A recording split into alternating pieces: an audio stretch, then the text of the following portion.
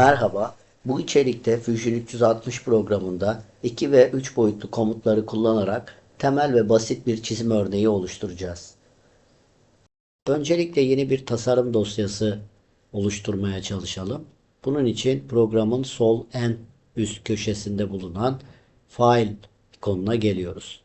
Bu ikon Show Data panelin yanında bulunuyor. Bu menüden New Design seçeneğine tıklıyoruz. Ardından iki boyutlu çizim ortamına giriş yapmamız gerekmekte. Bunun için orijinin solunda bulunan göstergeye tıklıyoruz.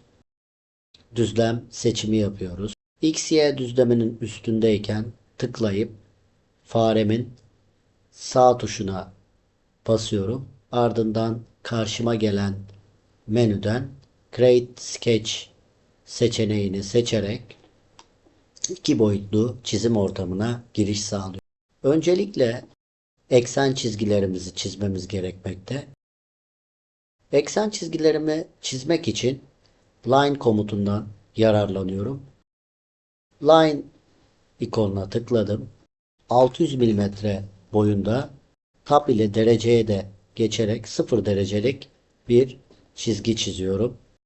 Bu çizgimin ortalı olmasını istiyorum orijine göre. Bir ucundan ve orijin ile arasındaki mesafeyi belirtiyorum. Bunu 300 olarak belirtiyorum. Eksenimin çizgi tipini belirtmek için çizgime tıklıyorum. Ardından Sketch Palette penceresine geliyorum. Bu kısımda Line Tip bölümü bulunmakta. Buradan çizgi tipimi seçebiliyorum. Centerline ikonuna tıklayarak çizgimi eksen çizgisine dönüştürdüm. Bu çizgimi herhangi bir noktasından farem ile çekiştirdiğimde oynadığını görebilmekteyim. Bu yeteri kadar tanımlanmadığı anlamına geliyor. Bunun için ek tanımlamalar yapmamız gerekmekte. Bu çizgimizi de orijinden geçecek şekilde ayarlamak istiyorum. Bunu bu programda Constraints özellikleriyle yapacağız. Constraints kenetleme ve ilişkilendirme, kısıtlama yaptığımız bir kısım bu programda. AutoCAD'deki Object Snap komutlarına benzemekte. Öncelikle yapmak istediğim işlem çizgimin orijin noktasından geçmesini sağlamak olacak.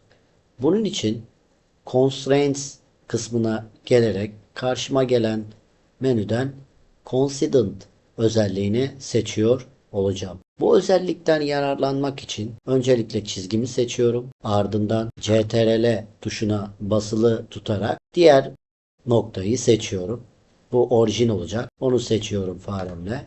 İki seçimde tamamlandıktan sonra dilersem toolbar'dan, dilersem de menü üzerinden Coincident özelliğine erişebiliyorum. Ve böylelikle eksenimi orijinden geçecek şekilde yatay eksende doğrultmuş oldum. Şimdi bir de yatay çizginin yanında bir de dikey çizgi çizmemiz gerekmekte. Temel ve basit örnek uygulamamızı yapabilmemiz için bunlar gerekli.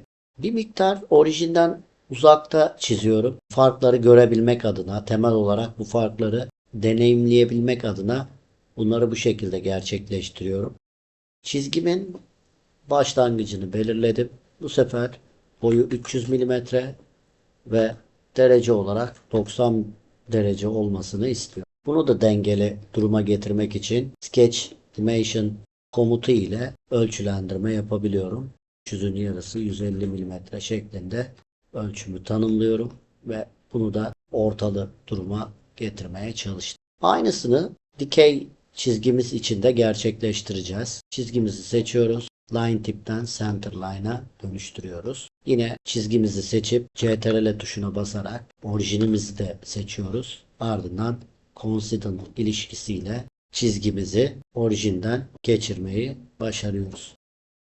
Ölçülendirmelerinizi görmek istemiyorsanız sağ tarafta bulunan Sketch Palette kısmından Dimension tikini kaldırabilirsiniz.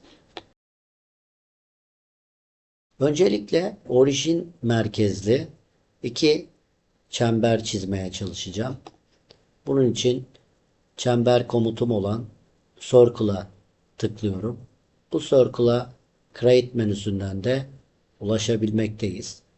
Şu an benim amacımı gerçekleştirebilecek Center, Diameter, Circle seçeneği benim hedeflerimi gerçekleştirebiliyor. Bu seçeneği tıklıyorum ve orijini hedefleyerek merkezimi oluşturdum.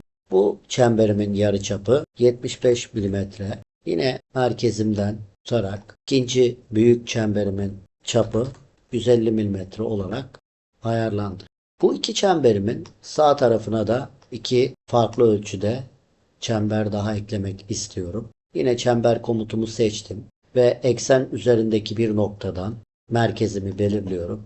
Bu çemberimin çapı 30. Bir çember daha ekliyorum aynı merkezli.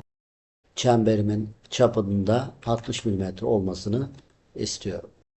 Çizgilerimiz mavi ve bunu merkezden aşağı yukarı çekiştirdiğimizde aşağı yukarı gelmiyor ama sağa sola ekranda göründüğü gibi oynayabilmekte. Bir ölçü tanımlaması yaparak çemberlerimizi tanımlı ve oynamayacak şekle getirebiliriz. Bunu yine Sketch Dimension komutuyla gerçekleştiriyoruz. Orijinle olan mesafelerinin 250 milimetre olmasını istiyorum. Burada bir özellik daha göstermek istiyorum. Temel ve basit olarak. Bu iki çemberi eksen çizgisinden baz almadan da çizebilirdik. Düzlemin herhangi bir yerinde 30 milimetrelik çapa sahip bir çember çizdim. Ardından yine daha farklı bir merkezde 60 milimetrelik dairemi çizdim. Bunların eş merkezde olmasını istiyorum. Bunun için bir özellik, bir kısıtlama eklemem gerekiyor. Bunun için Constraints'ten gerekli özelliği ekleyeceğim. Bunları yapabilmek için çemberlerimi kontrol tuşuna, CTRL tuşuna basılı tutarak seçiyorum. Ardından Constraints menüsüne geliyorum ve buradan Concentric ilişkisine tıklıyorum. Böylelikle ikisini aynı merkeze getirdi ve eş merkezli yaptı. Gördüğünüz üzere hala mavi ve düzlem içerisinde oynuyor. İki çemberimin merkez noktasının orijinle yataylık dikeylik ilişkisi kurularak da bir takım kısıtlamalar yapmak istiyorum. Bunun için tekrar çemberimin merkezini seçiyorum. Ardından kontrol tuşuna basıyorum ve orijinimi seçtim. Orijin ile bu iki çemberin merkezinin yataylık dikeylik ilişkisi olmasını istiyorum. Bunun için de horizontal vertical ilişkisine tıklıyorum. Bu şekilde yatay ve dikeylik ilişkisiyle orijinimize hizalama yaptık. Orijin ile merkez arasında bir ölçü tanımlaması yapıyoruz ve bu kısmı 250 milimetre az önce belirlediğimiz gibi girişini sağlıyoruz. Şimdi büyük çemberler arasında teğet ilişkisi olan çizgiler çizmek istiyorum. Örneğin bunu sıradan bir çizgi çizerek de yapabiliriz. Bunu onayladıktan sonra. Bunları bu çemberlerle ilişki kuracak, kısıtlama kuracak şekilde teğet duruma getirebiliriz. Bu bir yöntem. Birkaç yöntem deneyelim, öğrenelim. Şimdi Constraints'e geliyoruz tekrar ve buradan tanjant kısıtlamasına ilişkisine tıklıyoruz ve tanjant ilişkisi kuracağımız objeleri seçiyoruz. Çizgimiz ve çemberimiz. Gördüğünüz gibi çizgimizi çembere teğet şekilde ayarladı. Aynı özelliğimiz devam ederken yine çemberim ve çizgimi seçerek bu kısmı da teğet duruma getirdim.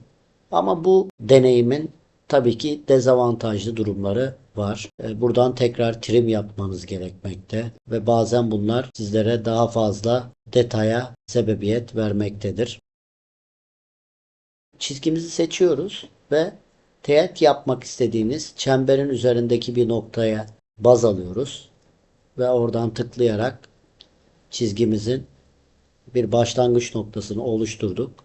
Yine teğet yapmak istediğimiz çembere değiyoruz. Çember üzerindeki bir noktaya. Bu şekilde line'ımızı yani çizgimizi oluşturduk. Ardından teğetlik ilişkisiyle bunları bu şekilde teğet ilişkisi kurdurabiliyoruz. Tekrarlıyoruz aşağısı içinde. Ardından iki büyük çemberimin arasına bir slot eklemek istiyorum. Bunun için Create'e gelip slot komutumun içerisindeki menüden uygun olan seçeneği seçiyorum. Burada Center to Center Slot seçeneği benim için uygun. Bunu seçip ekseni de baz alarak başlangıç ve bitişimin mesafelerini giriyorum. 60. Ardından tıklayıp çap ölçüsünü giriyorum slotumun. Bu da 25 milimetre. Ardından ek olarak tanımlı olabilmesi açısından gerekli ölçülerimin girişini sağlıyorum. Bu kısmın 170 olmasını istiyorum. Slotum da tanımlı oldu. Bundan sonra iki teğet çizgimi, slotumu ve bu iki küçük olan farklı çemberleri sol tarafa da aynalamak istiyorum. Bunun için mirror komutundan yararlanıyorum.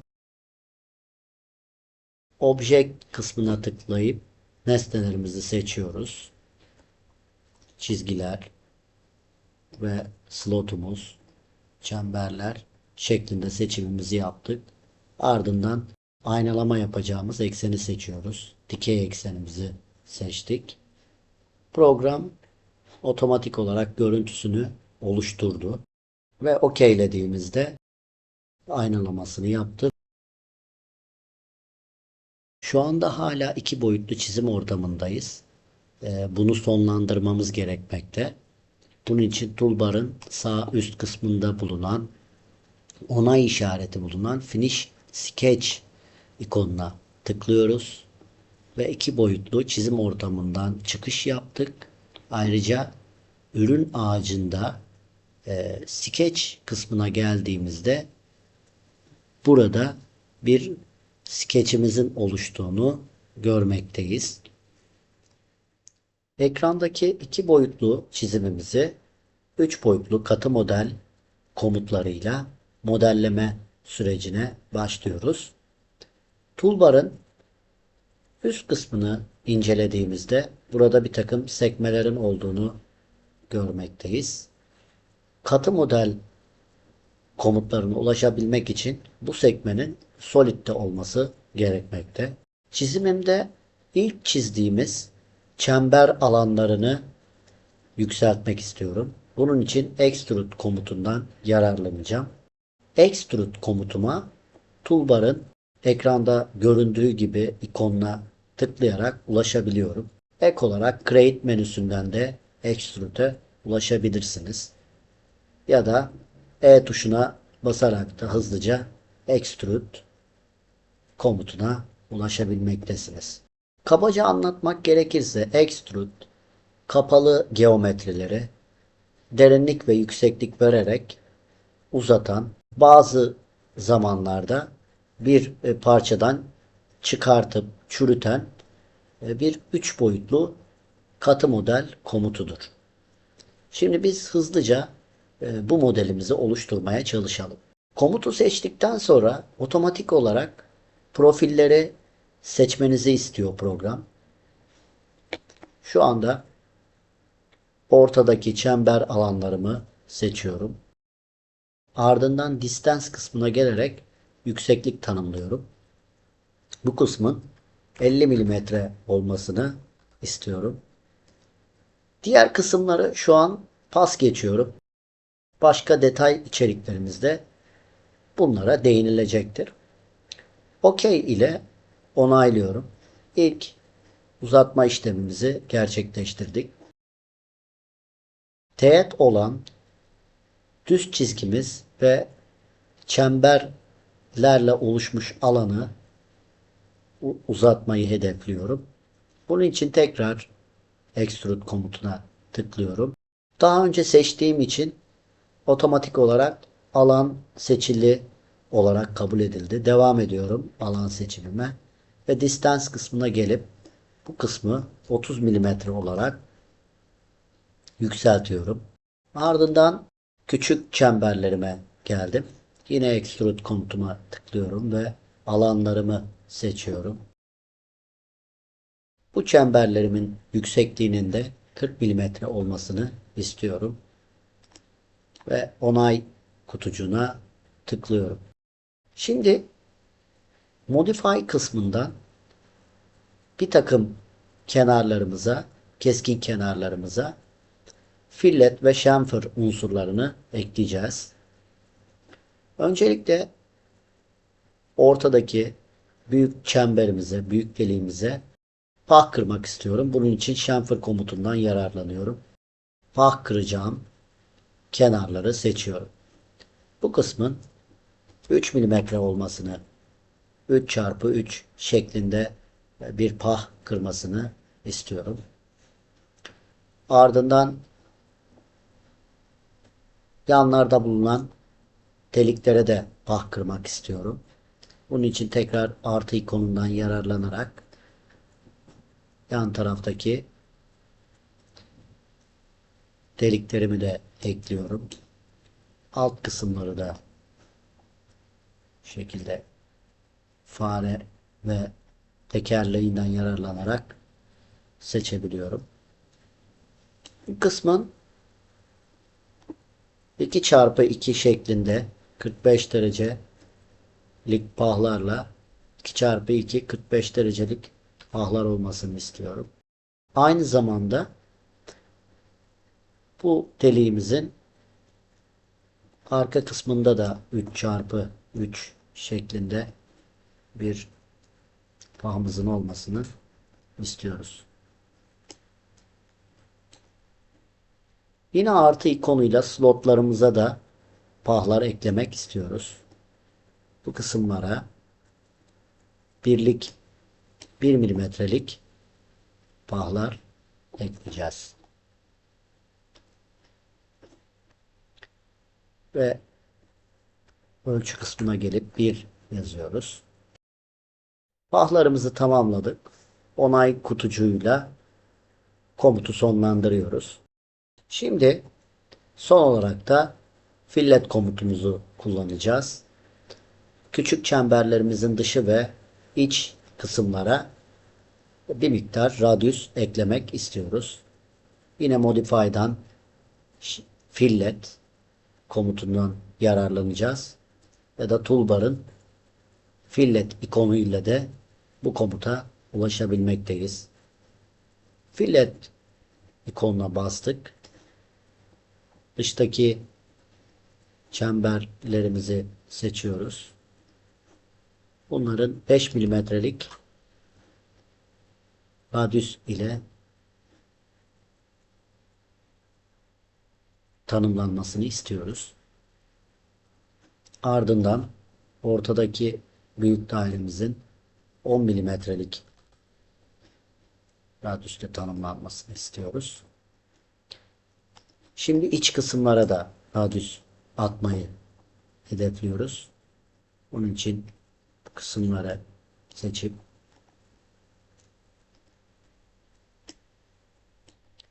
varsayılan fillet ayarlarıyla konstant radyüs tipi ile bunları gerçekleştiriyoruz. Bu kısımlara da 2 milimetrelik radyüsler ekliyoruz. Ardından büyük dairemizin aşağı kısmına da benzer radyüsleri ekleyeceğiz. Bunun da ölçüsü 3 milimetre olsun. Seçimlerimizi yaptık. Onay kutucuğuyla komutumuzu onaylıyoruz. Ve temel, basit bir 3 boyutlu katı model sürecini bitirmiş olduk. Bir sonraki içerikte görüşmek üzere. Hoşça kalın.